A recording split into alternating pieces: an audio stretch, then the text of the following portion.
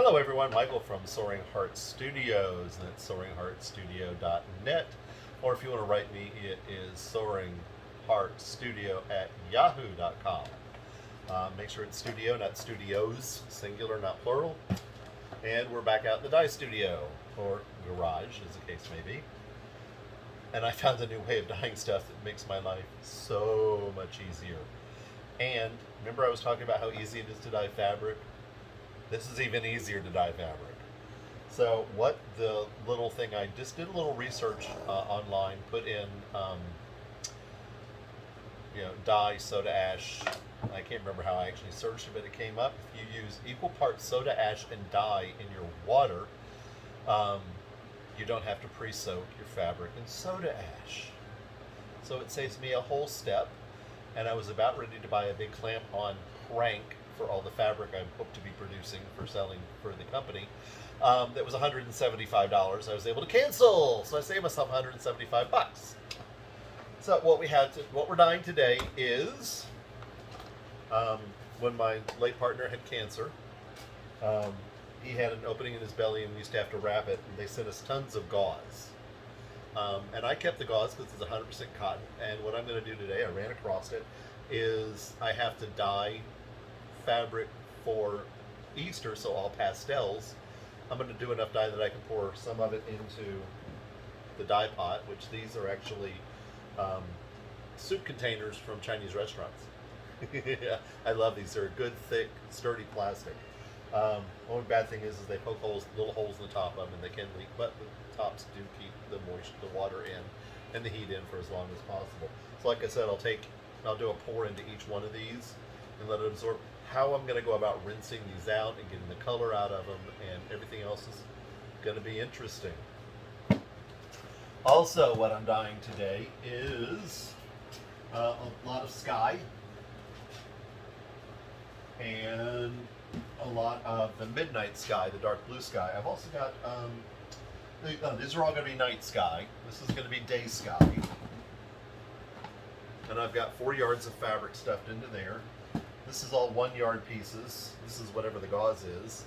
And then back here I need to do some bright yellow for sunflower summer. So I can put those kits together. So I'm going to do some bright yellow dyeing. Each one of these is 2 yards. What I did is I bought high quality muslin, 90 inches wide. I cut it in 1 yard lengths to prep it. So what I've got is 2 yards by 1 yard. So sometimes I will cut that in half. These I'll cut that in half, so it's 1 yards. The backs and everything else I left is 2 yards. So, like I said, this is really, really easy now. So I'll stick with me through the first one. What color do I want to do first? I don't know. Let's just go into the bucket here and see what color we have. Get some deep purple, forest green. Let's go ahead and do the bright yellow. I like to work from lightest to darkest, typically. That's deep orange, I'll need that. Brazil nut, use a lot of that, but I won't be using it today. And then bright yellow, which I was completely out of. Now they've changed their packaging. They've gone to a white container and a black lid. I like it the other way around better because then I can write the names on the top. These I'm not going to be able to write the names on the top unless I get a white marker of some type, which I'm going to have to invest in. Alexa, add white paint marker to my shopping list. So that's done. Because like I said, I like to look in the pots because these will get wet and they'll rub off and you won't be able to read the names anymore. But if I can write the tops, write it on Sharpie or something indelible, it'll last. So, trying to get rid of garbage. So let's see what we got here. So I'm mixing up, we're doing bright yellow. We're doing 2 yards. I want it fairly intense, so I'm going to go with a tablespoon of dye, which means I'm going to need a tablespoon of soda ash. But I also still need my urea and my fabric softener, or water softener. So here we're going to take, let's do about half a tablespoon of urea.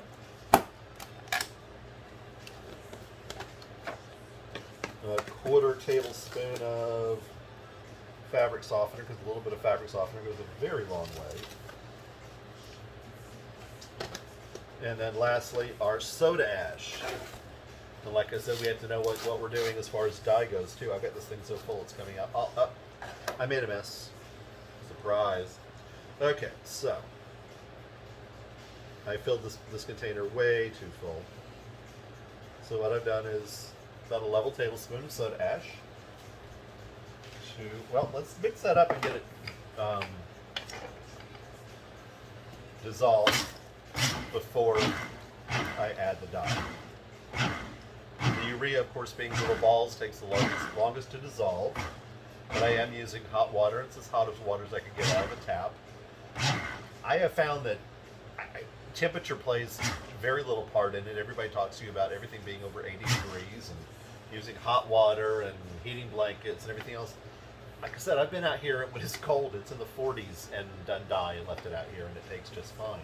I think it's more about a chemical reaction than anything else. Now I've created a vacuum. There we go. So everything in there is done. So what am I forgetting? Yep. Forgetting my gloves, and the garage door is closed, so I really should be on a respirator. But I'm really bad about doing that. Okay, so we've got on our black gloves. And then we've got to get our little drip catchers done. So we got that there. Okay.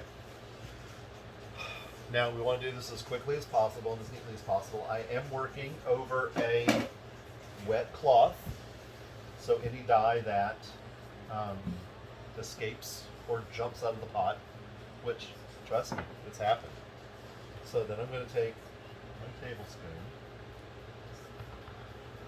I'm just going to use my finger to kind of try to get it to a level tablespoon. A little bit of dye goes such a long way. Okay. So there's my level tablespoon. I'm going to drop it in there, and I'm also going to use that spoon to stir.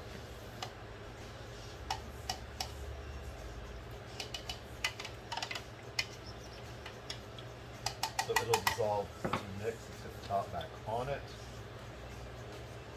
And let's give that a little stir.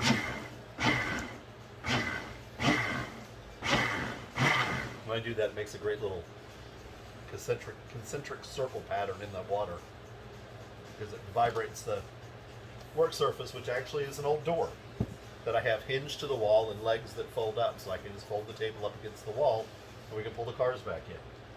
So I want to add more water to this, but I really don't want to. And we'll do it that way. I was thinking I really didn't want to pick up the whole bucket. So I've got this water, and I can just scoop it out. Let's give it a good fill, make sure it's nice and full, and you can see the container is completely full. I like this angle we're shooting at today. You're missing part of my head, but it's bald and you won't miss that much, but you get to see all the action down on the table. So, here's my first picture. We're doing light blue. It's behind me. Let's get this over here so you actually can see it.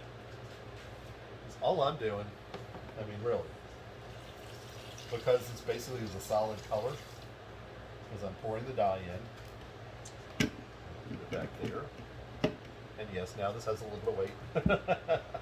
So then I'll just take it and push it down into the dye. Make sure it's all saturated. Try and push out any air bubbles. And I'm not working on a level surface, and you can see that. So I'm going to turn around where I get to a little leveler surface, which actually is a box that fabric came in. Recycling is picked up every other week, and with the amount of stuff I'm buying on Amazon prepping for market, we've got tons and tons and tons of boxes. Okay, so that's good in there. That's sitting and it's all balanced out, well saturated. Now I need a rag to wipe my hands off with. I don't have enough rags.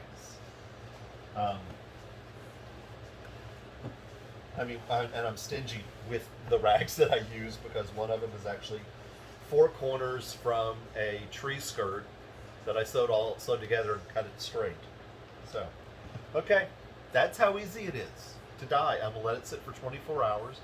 Tomorrow I'll throw it in the washing machine. I'll do a rinse first to rinse out the dye, and then I'll do a full-on wash. I will probably mix all the colors together with a little Synthropol. Synthropol prevents the redepositing of color back onto something that's already been dyed. Also, after 24 hours, the dye should be inactive, so it really shouldn't affect anything anyway. That's going to be it for today. This is probably going to be a compilation video of a few other things, because I got pictures to show you and video to show you of other things, and I'll probably just put it all together for this week's vlog. I hope y'all are doing great. I actually wrote down everybody's name because there's so few of you right now that I wanted to actually give a shout out to those people. I think we're up to 17 followers, so share with your friends, anybody who may enjoy these videos or enjoy my website or actually want to buy some patterns, because we are, what am I now, probably a month and a half, maybe 2 months up on the website and still haven't sold the first pattern. So it's I was told to let it grow organically, and I'm letting it grow organically. So I'm going to take this glove off so that I can push the button. Y'all take care. Talk to you soon. Bye. Hey everyone, we're back. I thought I'd show you what happened, what went on, what I did. Saw that waving in the way. That bothers me. Okay, so we have bright yellow, strong orange, fire red. Is there a white spot there? No, it's an air bubble. Isn't that funny? There's an air bubble down here, but there's water sitting on top. Isn't that interesting? But this makes the best patterns because it's so crunched. The green is actually a mixture. I didn't have enough chartreuse, or bright green, so it became bright green and chartreuse. A lot of bright green, very little chartreuse, just to barely make it. Now all these were mixed at 1 tablespoon to the yard. Fill the container, fill the pitcher. Okay. These, because I felt they were going to be too dark, I did add a teaspoon. So this is strong purple and strong navy. Now I like buying the strong dyes because I can always make it lighter, but it's hard to make it darker. So, and then we have, I cannot pronounce his name to save my life, I never could, Azur. It's going to be backwards, I'll flip it. So that's our sky. And you can see we're going to have some nice variation in there because the bottom is sitting in the dye and the top has been through the dye. So I'm going to get a lighter and then a darker. And I leave all these sit for 24 hours. So that's that. And then we've got our night sky. This one I'm trying to see if I do a peak. See, I got it wet and then I left a peak. If I leave that peak there, is it going to be a little brighter? Can I put a moon behind it? What I'm thinking is using this piece of fabric for a very long, thin pillow of Go Santa Go. Just Santa and the reindeer across the night sky. So that's what I'm thinking of that one. And I'd like that light spot to be behind the moon. We'll see. So I've got three bus tubs of that. And there's 2 yards each in those. And those are mixed at a full tablespoon. So those should be nice and dark. And then over here we have the bright yellows, which we talked about earlier, and I showed you those. I had dye left over, okay? After I filled these and filled the gauzes, and the gauzes are at the same ratio as what's in there. Came out of the same pitcher, I poured it in here, then I poured it in there. Then I poured what was left over in here. And I don't want to tip it because I want it to do whatever it's going to do. But you can see it. I just kind of did a pastel rainbow fabric, but then in the bottom of the pot is all the extra liquid that's mixed together to make probably a very muddy brown. So we're going to see what this comes out like. Worst case scenario, it gets over dyed. You know, like I said, I'm the serendipitous dyer, so it's kind of like, hey, let's just see what comes out. So I wanted to catch all up on all that, and hopefully I should wash these on Thursday. We'll probably release the video on Thursday. So hopefully I get them done for this video. If not, you'll see them in the next week's blog and see exactly what we came up with, and it should be very interesting. Thank you for watching. We will talk to y'all soon. Bye-bye.